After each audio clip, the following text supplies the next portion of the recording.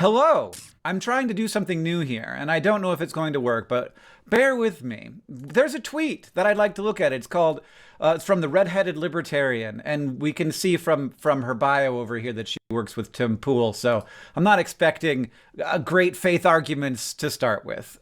There's a partisan start to the conversation, but why do we need a Department of Government Efficiency? And there's 27,000 likes here. In 2020, the U.S. government spent $4.5 million to spray alcoholic rats with bobcat urine. Now, what's going on? Why would they do that? It does seem silly. It seems like a lot of money. We could make the argument this isn't that much money. And in the scheme of things, it isn't. I want the government of the U.S. to be spending money on scientific research. And it doesn't spend very much of its money on scientific research. I mean, like, we could pull up a budget. What's the budget? That's the Hoboken Public Library. Why does Google suck? Government of the U.S., not the Hoboken Public Library. What's this one? Is this federal spending by function? Las Canarias, thank you for the 10 gifted subs. What's happening? Let's just do 2020 so we have something slightly more useful. Oh, thanks for the 2015 one. I will literally put you on the first goddamn spaceship to Mars, you dumb fuck. Don't you ever come in here. Don't you ever come in here and do this dumb shit. Goddamn, I get so fucking mad. Isn't Doge kind of a funny name and efficiency is almost good, right? Neek skit. I swear to God, you are on my last nerve. We're literally tackling the issue head on here, okay? We're looking at why dumbass is going, we're going to cut certain types of spending because it's so stupid. Why is this stupid? Because I decided it sounds stupid. Why? That can lead you astray. That's the whole premise of this fucking video. We are literally answering your goddamn question. Okay? That's the reason why I clicked on a Hank Green video. You understand me? That's the point. Shut the fuck up, buckle in, and learn something, okay? That sometimes when things sound stupid to you, okay, and you go, why don't we make this more efficient? Maybe there's a fucking reason for it. That's freaking awesome. I love that. Why do we suck? Where did my taxes go? These people would not have made it out the caves, dude. I swear to God.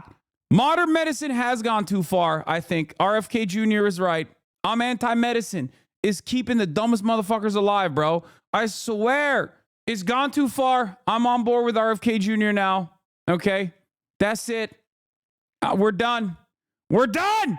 Too many people are surviving. It's over. Bro, why do you have to consistently demean them, though? Because they're a fucking troll, dumbass. That's why. And sometimes I got to yell at somebody. What am I supposed to do here? We're literally... We not only did I start talking about how it's so dumb for random people to look at a thing that they don't understand and go, I don't understand this. Why does it exist? Instead of like examining why it actually exists and just taking a position that it must be eliminated, okay? And how stupid that could be. Instead of just buckling in, your immediate solution, your immediate thing is like, well, I like efficiency. Yes, dude, everybody likes efficiency, okay? They are never going to present something in a bad way, okay? Do you understand that? They're not going to be like, we are creating a department so that I can, take away veterans' health care, okay? They're not going to be like, fuck veterans openly. But that's what they're going to end up doing. Do you understand? But they're not going to sell it as that because even they are not that fucking stupid. That's how it works, man. I don't get it. Why didn't they call it the Department of Melting the Poor? Why don't they? I don't understand. Efficiency is good. Yeah, that's why they're calling it the Department of Government Efficiency. One, because it's haha memes. And two, because they're not going to call it the Department of Cutting Spending for things that people need to survive. Okay? They're not going to call it that. Property taxes? No! Show me the federal budget! Why does Google suck? Okay, there. I like this better. So one of these things is going to be, so we've got education, we've got veterans benefits, we've got, what was this? Interest on debt, veterans benefits, food and agriculture, housing and community, transportation, Somewhere in here, there's gonna be energy and science. There it is. There it is. Look, I don't think that number is as big as it should be. That's all I'm saying. I'm not saying the $38 billion doesn't matter. I'm just saying if I'm the Department of Government Efficiency, I have a lot of places to look before I get to the $4.5 million spent on spraying alcohol. That's right. Medicare. Cut Medicare. Too much. Too much spending on Medicare. Alcoholic rats with bobcat urine. But that does not mean that this was a good use of money. And I don't know why you would spray an alcoholic rat with bobcat urine, but I bet somebody does, and I bet it's not as weird as it sounds. Let's take ourselves into the world and say, why would you spray any rat with... Okay, for the record, what he's going through right here is exactly identical to my line of thinking, okay? I am of the mindset that while the government can be wasteful, certainly, or have bad goals in mind, like the endless amount of money that we spend on our defense, which is actually technically for offense, okay? Just remember that. Ultimately, when I see something that like doesn't make sense, I don't immediately go, this doesn't make sense, and that's because alien lizards are controlling the government and they're trying to turn the freaking frogs gay. When I look at a situation like that, and I've described this process to you a lot of times, okay? I've described this process to you many, many instances. I don't immediately go, I am cynical. I think this is bullshit. Fuck it. Let's let it rot. I go, I wonder what the reason is. I wonder why this thing that sounds insane, $4.5 million to spray alcoholic rats with bobcat urine, that sounds insane. We both understand that sounds crazy, okay? I wonder why the government is doing that, okay? And then I investigate why the government is doing that, which is what he is going to be doing right here. Bobcat. I think you're describing critical thinking. I know, but it's better to just walk people through the steps of how this works, okay? Right.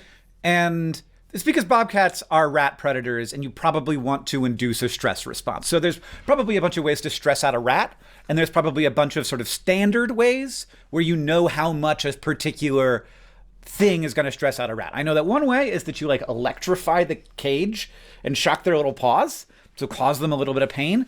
That it's not necessarily that it's inhumane, but that could be a lot sort of harder to pull off than just getting bobcat urine from a place that has bobcats and then spray. Like, how much does bobcat urine cost? Predator urine. Oh, I love that. I love what? Wait a second, talking with the P-man. So yeah, you could pick up a 64-ounce growler. Oh no, I would have used that word, of bobcat urine for $125. That's easy. You could do it in a number of different labs. So if you want to repeat the thing, you just go to the P-man and you say, hey, pick me up a little bit more bobcat urine. You spray it with this sprayer. It's the same thing. This is, I almost guarantee you, why they sprayed the alcoholic rats with bobcat urine. It wasn't to see like what happens when you spray an alcoholic rat with bobcat urine. It was to intentionally induce a stress response to see what would happen. And I don't know if these rats are alcoholic, because this is just some tweet from the internet. I don't know if they're alcoholic rats or if they are rats who are drunk. If they got rats drunk and then stressed them out, and then they stressed out non-drunk rats to see like the difference between them. Hi, I'm a scientific researcher. You can frame all research in this type of way. For example, I've spent 5 years studying how one bacterial protein behaves under pressures 2x greater than the Mariana Trench. Sounds dumb and pointless. Or in layman's terms, I'm figuring out how to make Parkinson's medication more efficiently. Please don't take away my funding. Marinara Trench. So that is the point, right? Like the example I use always, and this is a technique that Republicans use so fucking frequently when talking about like medicine that they don't like. Okay, I'm going to just categorize this as medicine that Republicans don't like. Republicans don't like HRT. Okay. Well, they do like HRT when they're taking it, right? They just don't like HRT when trans people are taking it. So they describe the medical process in the most gruesome ways possible, okay? Now, you can do that for every single instance of medicine, okay? I can do that for open heart surgery. If I were to describe to you the process in which you have to cut someone's fucking skin open, okay, and dig deep, break their fucking rib cage piece by piece, pull it apart, okay, and then go in there and cut open their fucking heart, you'd be like, that's gruesome. We should stop that. We should stop that. What do you mean people are using a bone saw? I thought only Mohammed bin Salman's most loyal soldiers use that in an Istanbul embassy against journalists that they don't like. What? Ban heart surgery now. Ban it. I'm scared. Okay? That's fucking barbaric, right? When you think about it, it's barbaric. It's also a necessity, a medical necessity. Okay? We cannot operate on the whims of fucking idiots. Do you understand? We can't do that. We have a long practice of doing just that, and we look back at history and we dunk on those guys. Okay?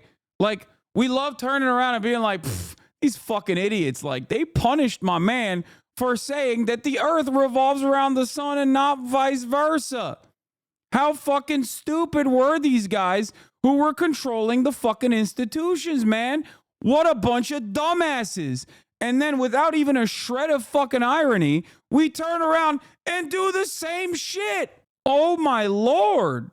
Those two things, which would be interesting if the rats are actually alcoholic and they've created What am I in the new Philip DeFranco for? a dependency on alcohol in the rats, and then they are seeing if they spray it, if the rats then do something. What it is? Sup, you. All right, let's continue. That, like, in response to alcohol, like if you stress out an alcohol, like a rat that has previously been conditioned to be dependent on alcohol, if you stress that rat out, will it drink more or less? I can see it. Like, I feel like I've a little bit, like, this is an interesting exercise to be like, why would someone spray an alcoholic rat with bobcat urine? But we probably don't need to figure this out. I can just search bobcat urine rat spray. No, that's just giving me predator pee again. Bobcat urine, rat, alcoholic rat. There's a little Google thing here. It says exposure to bobcat urine can increase alcohol self-administration. So if rats are stressed out, they will drink more. And that may also increase sensitivity to alcohol's interoceptive effects. Ugh, AI overview, gross. What the fuck, dude? Everything's getting worse. Everything is getting worse. Everything is getting worse. Everything is getting worse. Oh my God, Google is so fucking useless nowadays. Oh my God, I hate everything. Sorry. Is that just like drunkenness? Interoception is the sense that provides information. I like that his Google is pink though. That's cute. I like that. About the body's internal nice state and pleasant. That's nice and pleasant. Okay. We've got an actual study here. This is from 2020, so that is the year. Alcohol use disorder is highly comorbid with traumatic stress disorders in humans, and duly diagnosed individuals cite negative affective symptoms as a primary reason for drinking alcohol. So this is, you guys, is this science that we're doing to help veterans with substance use disorders? Is that what we're mad about?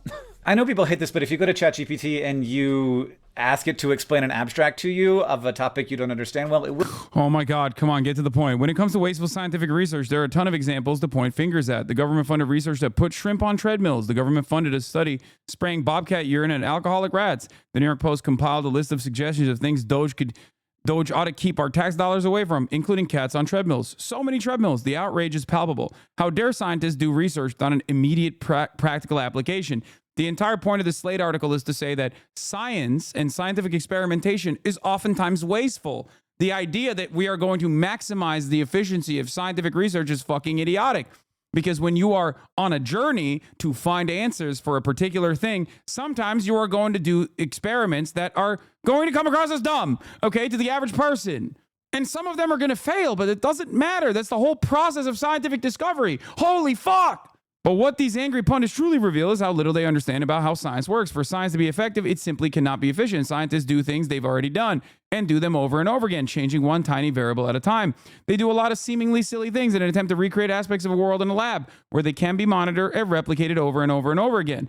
These studies might seem like a waste of precious resources, but this inefficiency is, in itself, efficient. It's the simplest, most clear way of coming to a true understanding of reality.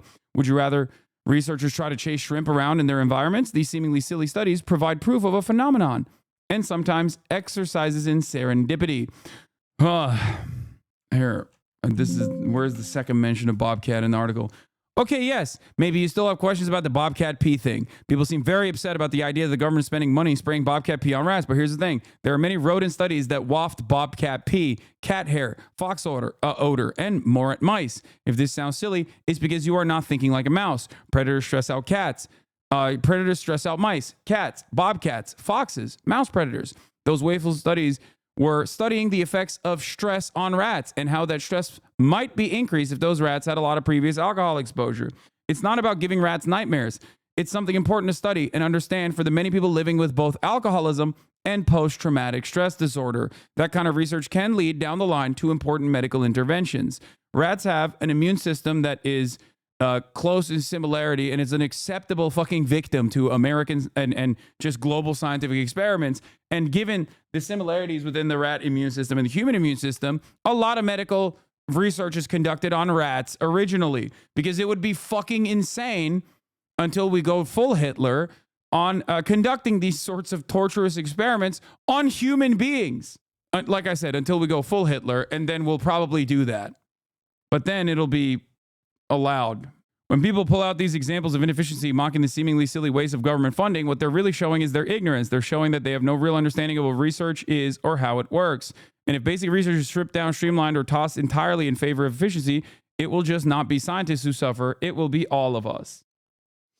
I also think the government is the ideal mechanism for funding scientific research that does not have immediate material benefits for humans. Yeah, like the fucking internet. There is no profit to be had in zoological research, and it doesn't directly impact humans, but it's still important and good to know to expand our knowledge base of the world around us. It's so fucking short-sighted to be mad at this. I hate that so many people do not examine, do not scratch the surface even a little bit. They don't even care to examine why certain things are happening. They don't. They just go, "Oh, that doesn't make sense to me. Fucking kill it." It sucks. It's very stupid. It's very frustrating. And in an era where narrative is more important than the truth, okay, and critical thinking is not necessarily valued or even taught, we are becoming dumber and dumber as a direct consequence of that. And we are advocating for our own demise every single fucking day. Any kind of technological achievement that you take for granted every single day of the week is at some step in that in the discovery, in the scientific discovery, scientists were doing a whole bunch of shit that you would consider to be stupid. Okay, that's it. Like, you'd be like, "Oh, why are we doing that? That's stupid. Why are we testing so much on animals? Or why are we wasting so much money on this? And why are we wasting so much money on that? This is dumb." Donald Trump's campaign avoided focusing on substantive issues, instead relying heavily on inflammatory rhetoric, racist tropes, and conspiracy theories. He painted a distorted picture of reality, claiming immigrants are criminals, perpetuating falsehoods about the 2020 election being stolen, promoting anti-vaccine misinformation, and questioning the identity of political opponents like Kamala Harris. His third bid for the presidency is marked by a theme that amplifies these conspiracy theories, including figures like Laura Loomer, J.D. Vance, and RFK Jr. Central to Trump's messaging are themes of racism, misogyny, and anti intellectualism, which fuel many of the narratives in his orbit. Trump's core supporters, often referred to as MAGA loyalists, are left to interpret and propagate these ever evolving claims, while journalists struggle to keep pace with fact checking the deluge of misinformation. The centerpiece of Trump's campaign is fear mongering about immigrants and minorities. He capitalizes on demographic shifts that have made the US more diverse, preying on anxieties among some Americans who feel threatened by these changes. This approach mirrors his 2016 campaign, where he infamously labeled Mexican immigrants as criminals. However, his current campaign focuses almost entirely on exploiting these fears. Trump has also made incendiary remarks, including suggesting that non white immigrants are poisoning the blood of the country, invoking rhetoric reminiscent of the Nazi slogan "Blood and Soil," which emphasized racial purity. This ideology is echoed in the narratives pushed by his allies, such as the baseless claims by Vance about Haitian immigrants kidnapping and eating cats. While media outlets like the New York Times have attempted to soften their coverage under pressure, the underlying message remains clear. If you found this video interesting, then make sure to hit the like button and subscribe to the channel for more videos like this, and thanks for watching.